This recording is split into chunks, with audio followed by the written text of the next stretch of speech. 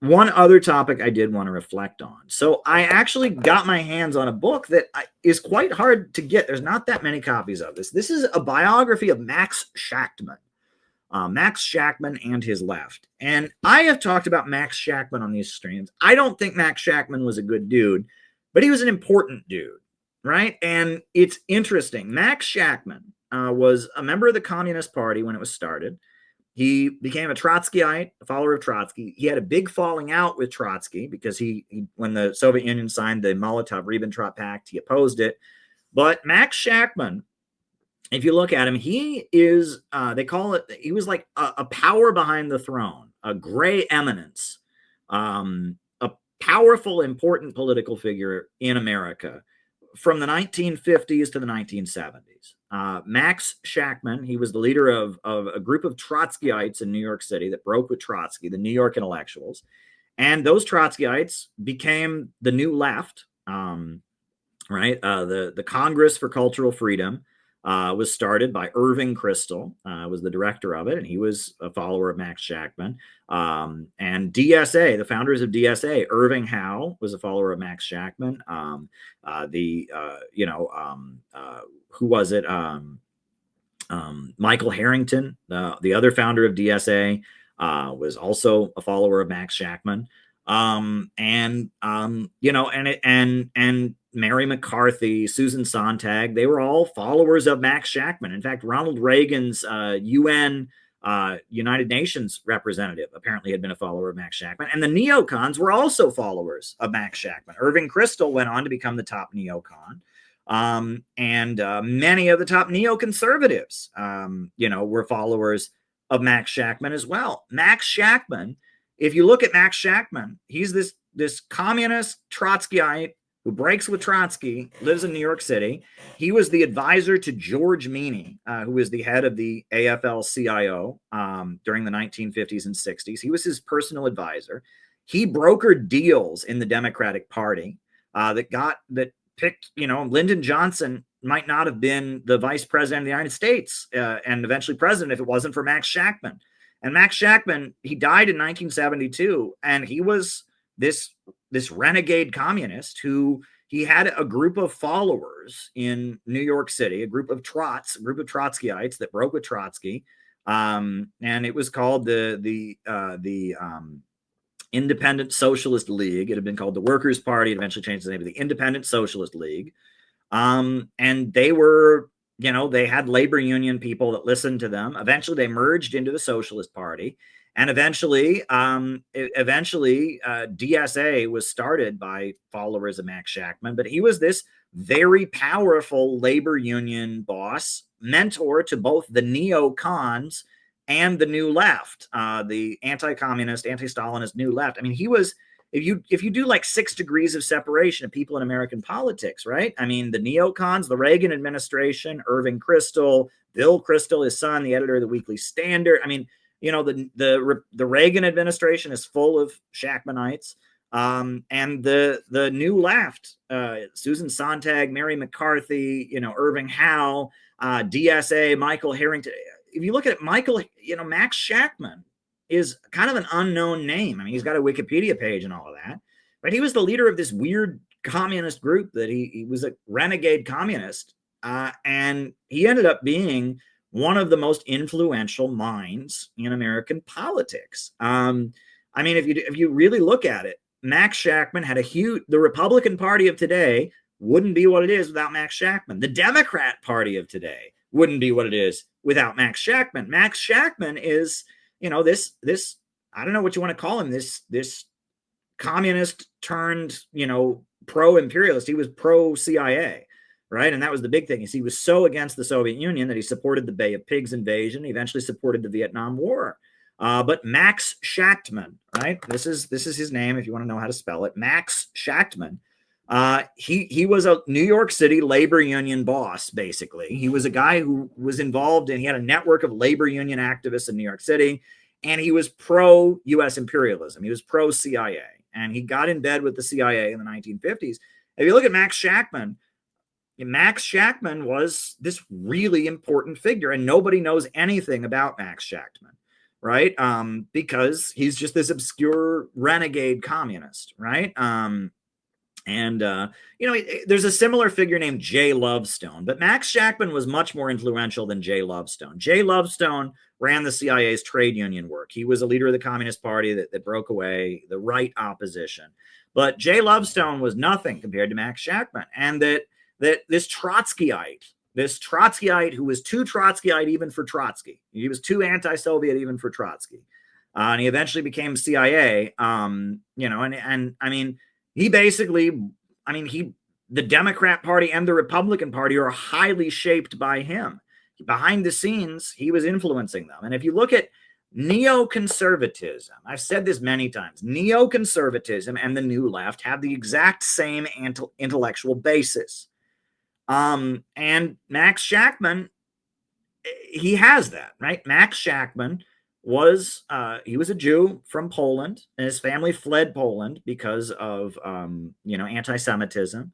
They came to the United States. He got involved in communist politics because he was against the American government, because he viewed the American government as oppressing working people. He supported labor unions, whatever, and he liked the Russian Revolution, but then he didn't like the Soviet Union because he saw the Soviet Union as authoritarian, and they didn't believe in permanent revolution. And he was disgusted by the Soviet Union not being a country that's spreading instability and chaos all over the world. He was very excited by the idea of permanent revolution, instability, and chaos.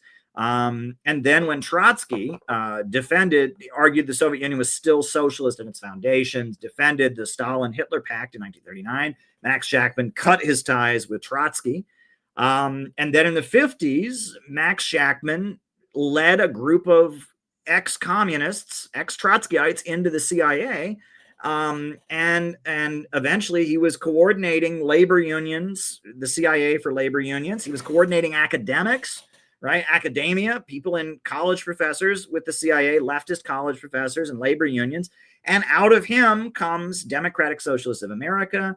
Out of him comes Partisan Review and the New Left Review and the New Left. And out of him comes neoconservatism. And it's like, damn, like the American political establishment of our time is very well. There's one guy who was really influential in defining it, a sellout communist leader who became pro-imperialist, and his name was Max Shachtman. And nobody knows about him. And unless you're a communist, basically, unless you're a Trotskyite, you don't know about this guy. From what I understand, it was really common for labor union leaders in New York City to have a picture of him in their office. He was like the personal friend and mentor of many people that are labor union bosses in New York City, Teamsters and Service Employees International Union and all that. It was really common for labor union bosses in New York City to love Max Shachtman. He was like their best bud. He was their friend. They called him on the phone. They went out to dinner with him. Everybody loved Max Shachtman. And he brokered deals inside the Democrat Party. And he also got, a lot of college professors and academics were coming to him for advice about what to say. It's rather wild. You look at, Max Shachtman was a kingmaker. He was a really, really important figure. Max Shachtman. And if you're not a communist, you would never know about Max Shachtman. And that's what's so bizarre, right? You would think that somebody that's that influential, right, who basically rebuilt the Democrat and Republican parties of America during the Cold War in the 50s and 60s, this guy was really, really important. Now, there's a book that I read called The Prophet's Children. And it's an autobiography of a guy named Tim Woolforth, who was a Trotskyite during the 1960s. And he joined Max Shachtman's group in the 1950s during McCarthyism. And he talked about how it wasn't that big, right? They had an office near Union Square, and it was a couple hundred people in New York City. And every Friday night, they would have speeches, and they had a magazine that they published. And then every Saturday night, they'd have a dance, and they would do traditional Jewish dancing, and they would serve alcohol at their office, and they had a dance where they did traditional Jewish dancing and drank alcohol on Saturday nights. And it was just like this club, and Max Shachtman was the boss of it. And it was just this club in New York City, and they had an office over Union Square. Friday night, they had speeches. Saturday night, they had a dance, and they drank alcohol. And they had a bunch of pamphlets, and they had a bunch of magazines. and that Max Shachtman would travel around the country to different parts of the country where he'd have little pockets of 10 or 15 people who followed him.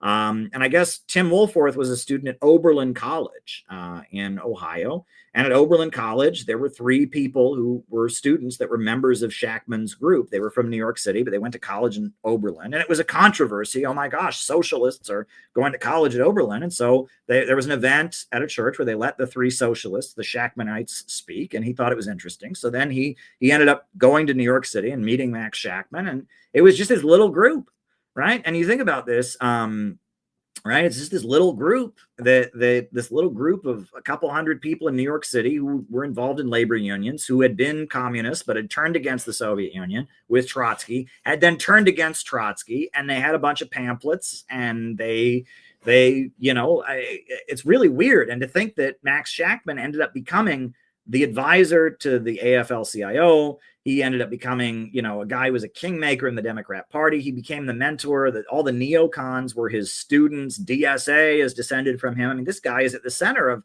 if you want to play 6 degrees of separation, Max Shachtman is an important figure.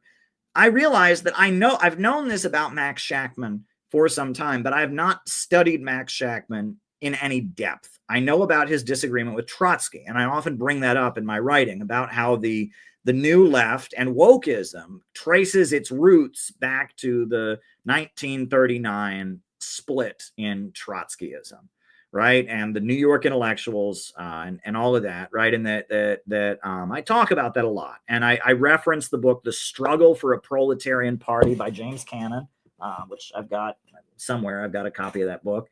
The Struggle for a Proletarian Party is James Cannon's book opposing Shachtman. And then Trotsky wrote a book called In Defense of Marxism that's also against Shachtman. And I know about that, but I don't really know much about Shachtman the man. So I've started reading this biography, and this is not a widely circulated book. I bought it on Amazon, but it was published apparently in the 90s. It looks older than that, right? It looks like a really old book, but it's from the 90s. 1994, it's published as a biography of Shachtman, and I would like to know more about Max Shachtman. But a point that I have made over and over and over again on these streams that I think is just an essential point is that the unifying point, what unites the woke left and the neocons, is opposition to humanity, anti-populism, fear of the people, and that the neocons believe that everything must be done to protect freedom. Leo Strauss and Irving Kristol, they believe that the Soviet Union and Nazi Germany were the same, and they're both expressions of populism. They're both expressions of mass movements that suppress the intellectuals. So everything must be done to prevent, some kind of government where the intellectuals are suppressed. They invoke Plato, et cetera, and they're elitists, and they view the masses as the enemy. The woke left also believes that. They believe Nazism and fascism is the result of too much democracy, and they believe Trump is so dangerous because he's getting the ignorant rabble involved. And the new left, rather than fighting for the majority, right? Karl Marx in the Communist Manifesto, Karl Marx says all previous movements in history have been movements of minorities and on behalf of minorities, but our movement is on behalf of the majority. Right? That's what Marx says, but the new left is different than that in that it's always looking for a minority, right? The new left opposes the majority and views the majority as the oppressor, and it is always looking for a minority, a new minority to champion, right? And, black people, and I mean, that's good, right? I mean, there's nothing wrong with protecting the rights of the minority, but if you believe the majority are the enemy, that is a mistaken approach, right? That you're fighting for the rights of black people because, racism hurts all workers, most especially black people, but everybody, right? And that you want to liberate the majority, right? You're fighting for the rights of women because you want to liberate everybody. But the new left doesn't think that way. They think the majority are the enemy, and they want to make the case that the majority is bad. They want to shame and demonize the majority, so they're constantly trying to pick out a minority that they can hold up to show that the minority is bad and to strip the rights of the majority, right? They want to, in the name of protecting some minority, whether it's a sexual minority, a racial minority, a gender minority, whatever it is, they're desperately looking for some minority that they can hold up and then use in the name of this minority suppress the majority, because deep down they believe the majority is bad. That is the essence of neocon thought. That is also the essence of new left thought. The woke people, they're always looking, they want to protect transgender people, but in the name of protecting transgender people, they want to suppress the majority who believe there are two genders, right? The woke left, they want to protect the environment, but in the name of protecting the environment, they want to suppress the majority that want their living standards to go up. I mean, the woke left and the neocons, it's the same thing. They're looking for an oppressed minority they can sympathize and they can hold up, and then they can condemn the majority. And that is not the Marxist approach. The traditional Marxist approach is to champion the rights of minorities as a way of strengthening the majority, whereas the new left opposes the majority. They see the majority as the enemy, and the neocons think the same thing. And Leo Strauss, Persecution in the Art of Writing, he also, he sees Nazi Germany and the Soviet Union are the same. The philosopher kings, the smart people, are suppressed by the mob. And, Susan Sontag thought this. And Hannah Arendt, who was also a follower of Max Shachtman, look it up. She followed Max Shachtman. She was hanging out with Shachtman. She was a third camp trot. She knew Shachtman and Irving Howe. I mean, Hannah Arendt, she writes Eichmann in Jerusalem. And in that book, she says basically that, deep down, ordinary people are Eichmanns. They're Nazis, and that's why they need to be suppressed. And totalitarianism is when ordinary people get together, right? And that anti-populism, opposition to the masses, defines the new left and defines the new right. And it's an aspect of Trotskyism, and it's an aspect of Shachtman, right? Shachtman, that was, his family fled the pogroms in Poland. And then, and he came to the United States, and that Shachtman was against the majority. He saw the majority as not good. And that this is a big aspect of Zionism, right? Zionism teaches that the majority will always persecute the Jew, right? That the Jew is so fundamentally different than everybody else that he will always be persecuted. He will always be targeted. So he needs his own country in Israel, right, to be protected. And everything must be done to make sure that Israel is above any criticism or whatever, because the Jew is so special and the Jew is always persecuted. And the majority of humanity just deep down is always going to persecute the Jew, right? And that is the mindset of Zionism. Zionism defines itself on that. And, Lenin called this out. He called it the spirit of the ghetto.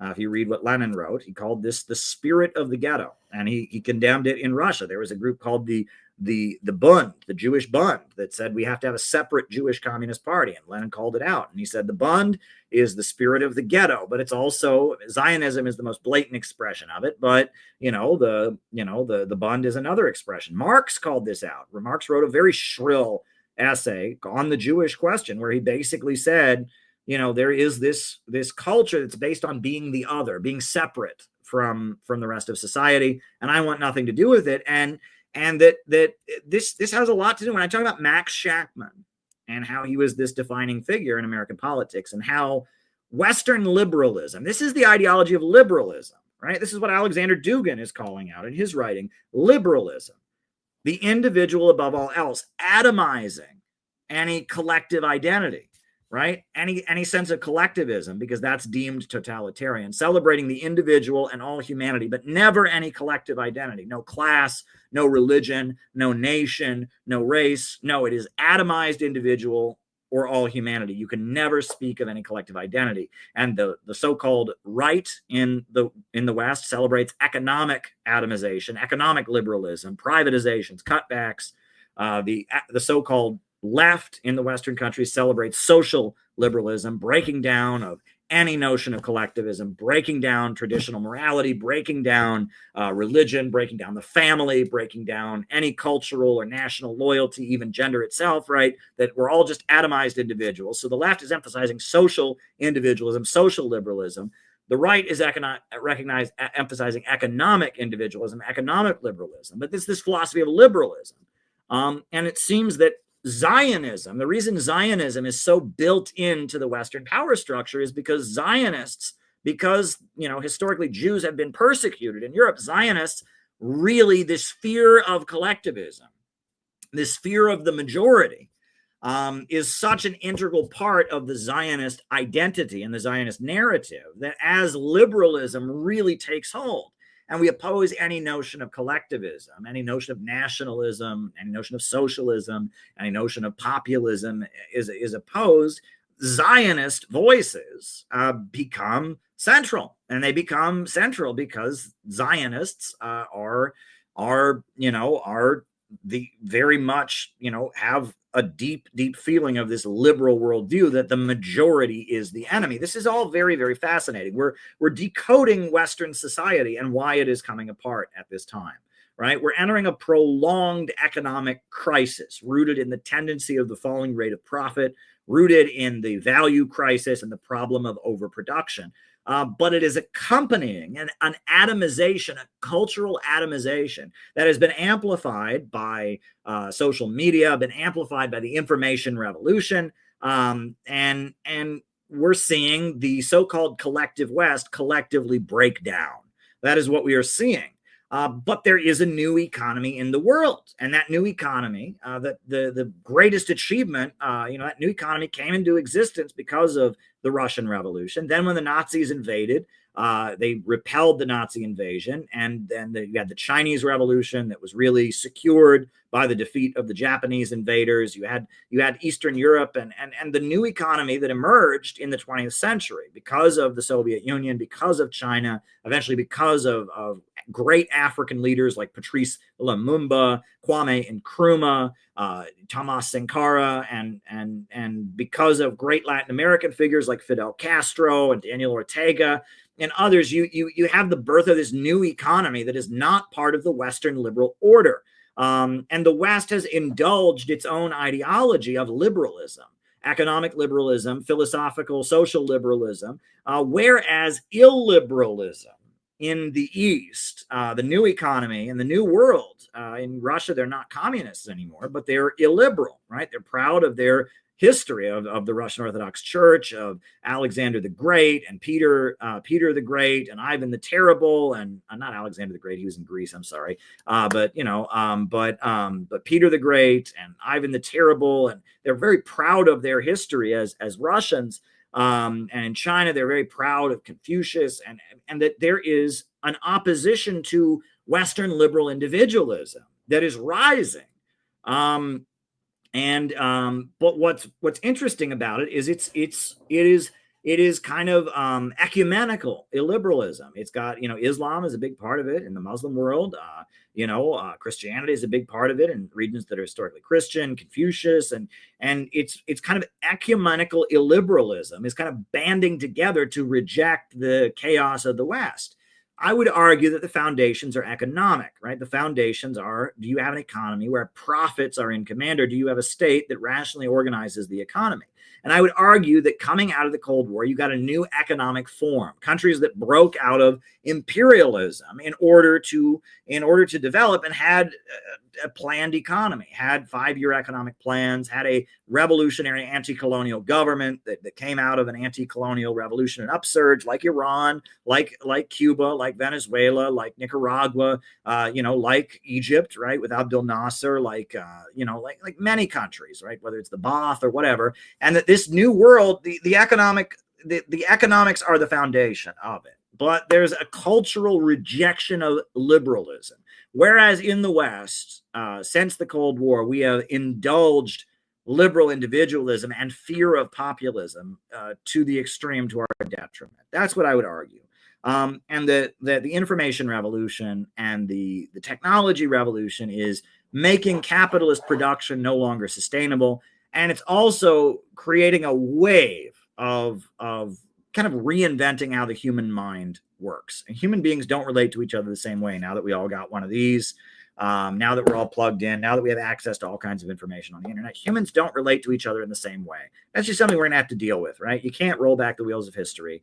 You can't undo the information technological revolution. But that said, it's destroying the Western world, whereas the BRICS countries will withstand. That's what I believe. I believe the BRICS countries will be able to withstand the wave of collapse that is being spawned by technological progress for economic reasons, but also for social reasons.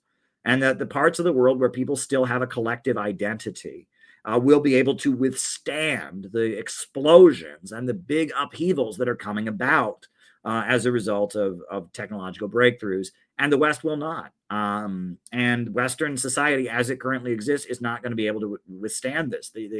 Our economy doesn't have room for anybody at the assembly line anymore. Production for profit isn't going to be able to handle this. Meanwhile, if we don't have any collective identity and no sense of loyalty, the West is going to come apart. We need to start building the foundations of a new society in the West.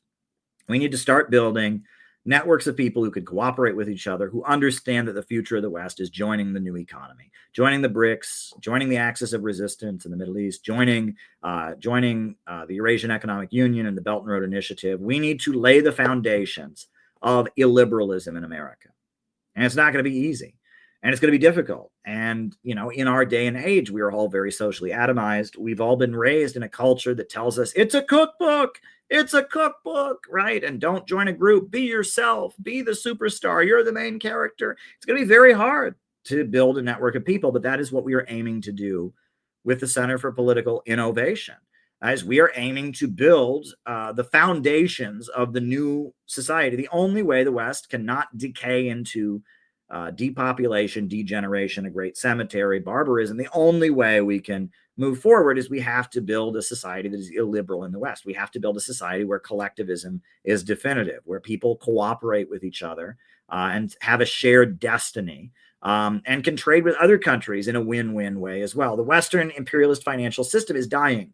The colonial order is dying. We need to create new society, a new way of doing things. I look with great admiration to what the People's Democratic Uhuru movement and what the African Socialist Party and Chairman Omali Yeshitela has built among Black Americans, and that their network of businesses, et cetera, they have done something very special.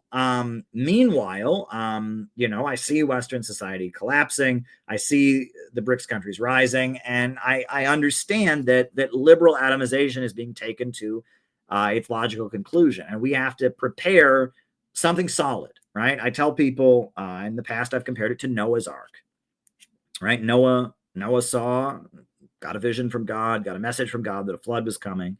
And he started building an ark. And, it doesn't say this in the Bible, but popular interpretation is his neighbors thought he was crazy.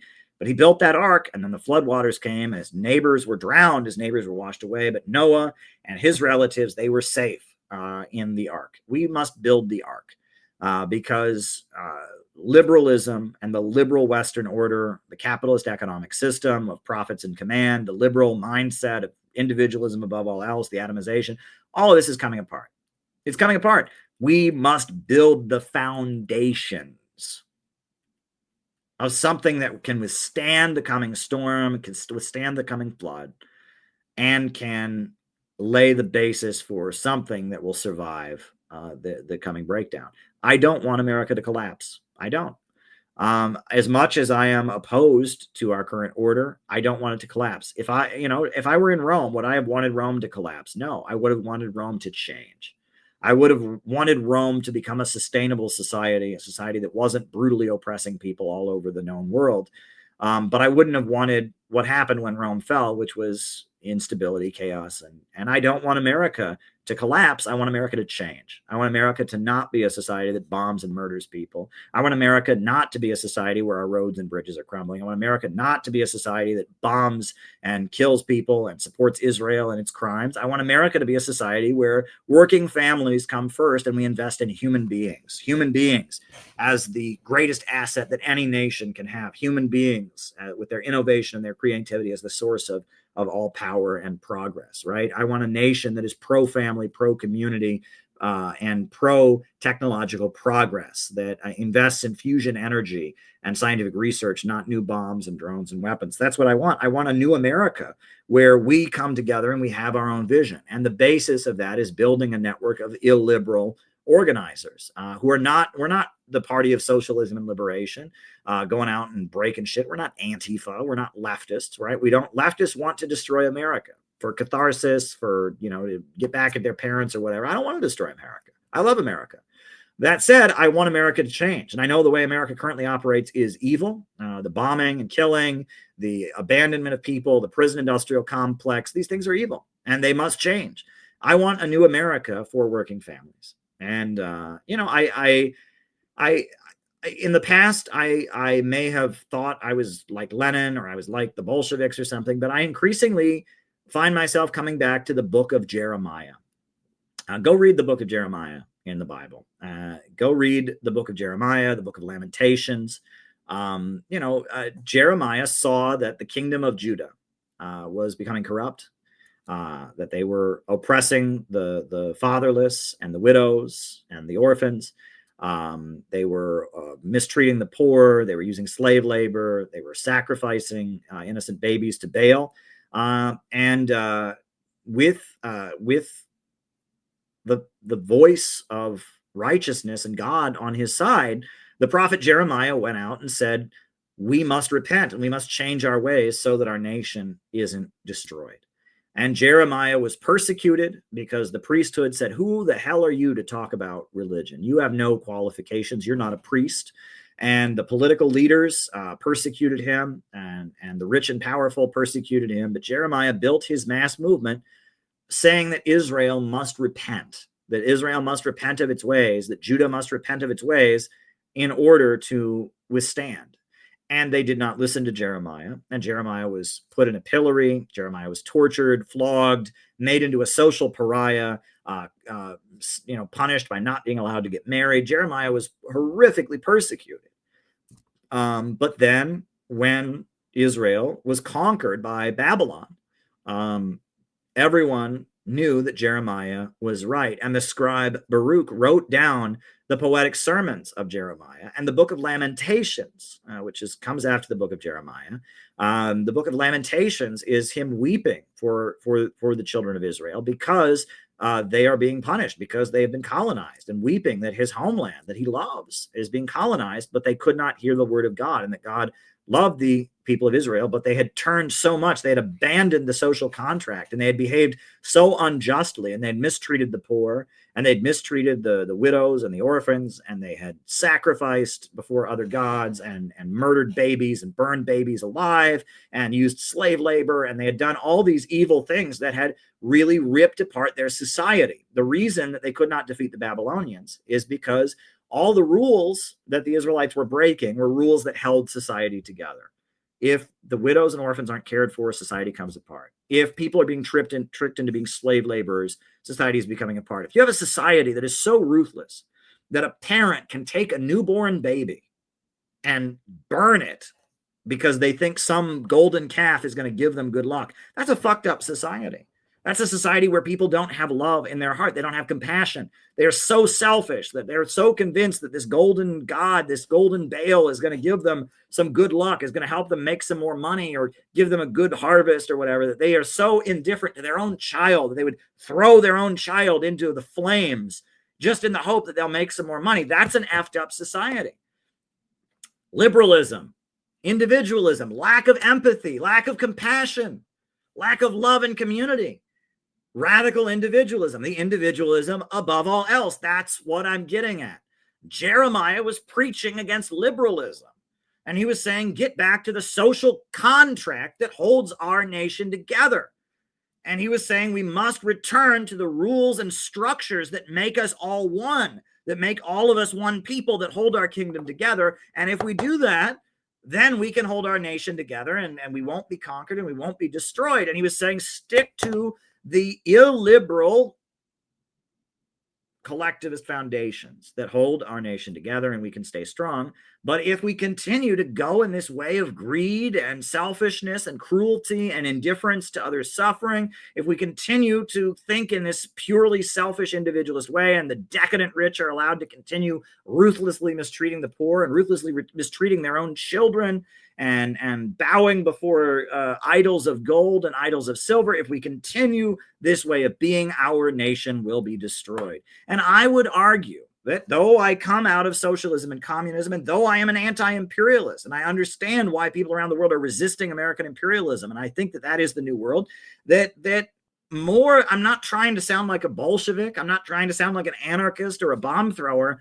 I want to sound like Jeremiah, because ultimately what America needs is a voice crying out in the wilderness that will loudly say, we've got to change as a society. We've got to become a society where people are valued and where we care for one another and where profits are not in command. We've got to become such a society, or we will be destroyed. We will be destroyed. We will go the way of the Roman Empire. We'll go the way of the kingdom of Judah, right? And so I think about Jeremiah as the archetype of a revolutionary. I think about that a lot, right? And that we've got to change our approach, that so much of what is done in the name of leftism and revolution is done in a way that is hostile.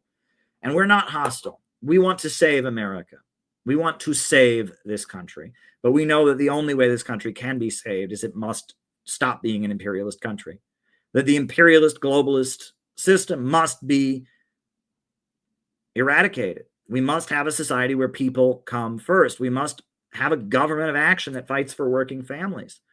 We need a society that values human beings, where people have empathy for each other, where people live for a higher purpose. We cannot have a society based on greed and money, and we cannot have a society ruled by a decadent rich that are beholden to no one, that go across the planet seeking profits and sending people to die for their profits while they let the homeland fall apart. We cannot do this. We cannot function as an imperialist society. We can't do it, and that we must become a new society. And we must build a movement and a network of people that understand that America must repent, America must reform, America must be reborn as a society that puts the people's needs first.